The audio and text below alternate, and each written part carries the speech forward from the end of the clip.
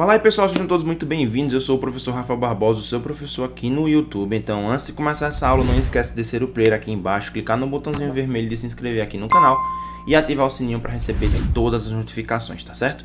Não esquece também de acompanhar todos os links que eu deixo aqui na descrição desse vídeo, porque são links que podem te ajudar muito aí na tua aprovação, ou até mesmo te ajudar naquela disciplina da faculdade que você tem tanta dificuldade, tá certo? Tem muita gente me perguntando sobre os vídeos de farmacologia. Calma gente, os vídeos de farmacologia vão sair aqui no canal também. Eles dão um pouquinho mais de trabalho que esses vídeos de química, mas eles vão sair sim aqui no canal, tá bom? Então na aula de hoje nós vamos falar um pouquinho sobre a hibridização do carbono, então vem comigo depois da vinheta.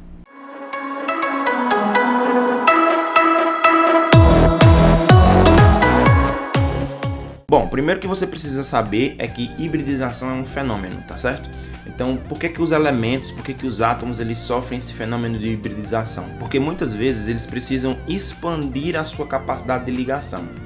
Para que uma ligação possa ser formada, é necessário, e aí eu estou falando de ligações covalentes, tá bem?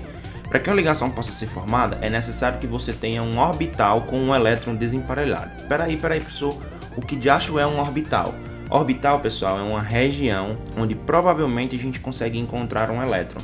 Se você tem muita dúvida nessa relação de orbital, de diagrama de Linus-Pauling, eu vou deixar aqui no cardzinho aqui em cima uma aula muito bacana sobre o modelo de Sommerfeld, falando também sobre a presença de orbitais e como esses orbitais eles devem ser conhecidos, tá bom? Então, esses orbitais, eles vão participar das ligações químicas. Então, toda vez que eu tenho um orbital incompleto, né, um orbital com um elétron desemparelhado, esse orbital ele tem a capacidade de formar uma ligação. Então, os átomos eles conseguem fusionar esses orbitais, fazer com que esses orbitais se juntem para que eles possam expandir a sua capacidade de ligação. O que acontece? No estado fundamental, o carbono, meus amores, o carbono ele só tem a capacidade de ter 2 elétrons desemparelhados. Isso conferiria a ele apenas a capacidade de fazer 2 ligações. Porém, de acordo com o fenômeno de hibridização, ele fusiona estes orbitais de maneira que ao invés de fazer apenas 2, o carbono é capaz de fazer 4 ligações. Então olha só que interessante, como o carbono naturalmente não consegue fazer isso, esse fenômeno de hibridização ele foi acoplado a esse carbono, e não é só o carbono que faz isso, outros elementos também gostam de fazer, por exemplo, até mesmo os gases nobres. E esse processo de hibridização faz com que eles expandam sua camada de valência de forma a conseguir formar novas ligações, ok? É interessante lembrar que no estado fundamental, quando a gente distribui o carbono, a gente vai ter justamente essa distribuição que vocês vão ver aqui comigo na tela. Acompanha comigo. Ele tem um número atômico de 6, então ele vai ter na camada 1, no subnível S, 2 elétrons, enquanto na camada 2, no subnível S, ele vai ter 2 elétrons, e na camada P ele vai ter 2 elétrons, então 1s2, 2s2, 2p2. Só que o subnível P, pessoal, ele tem 3 orbitais, porque cada orbital cabe em 2 elétrons. Então, teoricamente, professor, pelo que o senhor falou no slide anterior, o senhor disse que toda vez que eu tenho um elétron desemparelhado, eu faço uma ligação. Então quer dizer que o carbono só faria 2, é?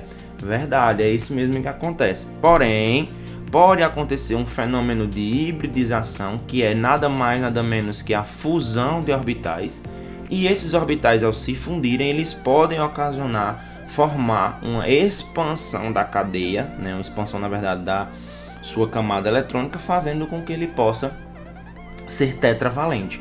Então é justamente isso que acontece. Os subníveis, né, do carbono, eles acabam formando uma hibridização, se fusionando, e essa fusão promove agora no carbono a capacidade de fazer não 2, e sim agora 4 ligações. Então, tá vendo esse elétronzinho que estava aqui no subnível S anterior, ele vai migrar para o orbital P que está vazio, e essa migração para o orbital P que está vazio, agora nós vamos ter um carbono com a capacidade de ser tetravalente, porque agora ele tem 4 orbitais semi-preenchidos.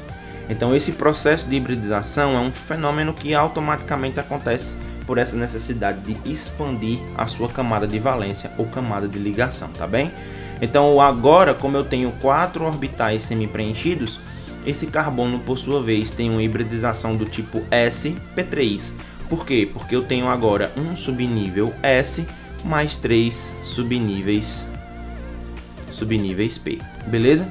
Então eu tenho essa hibridização agora sp3. Então, como a hibridização, pessoal, ela é um fenômeno, automaticamente isso leva em consideração algumas características atômicas, tá bom? Então você pode ter também orbitais sp2p, né, quando a gente forma agora uma ligação dupla, ou você pode ter agora orbitais sp, que é quando o carbono agora ele forma apenas ligações duas duplas ou ligações triplas, tudo bem? Isso acontece, pessoal, por quê? Porque o carbono ele tem justamente essa característica. Quando eu tenho um carbono que forma todas as ligações simples, ele é um carbono do tipo sp3. Quando eu tenho um carbono que forma uma ligação dupla e duas simples, ele é um carbono sp2.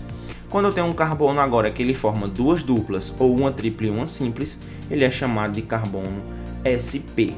É bom lembrar para vocês também que todas as ligações simples, elas são ligações do tipo sigma, que nós já falamos aqui, tá?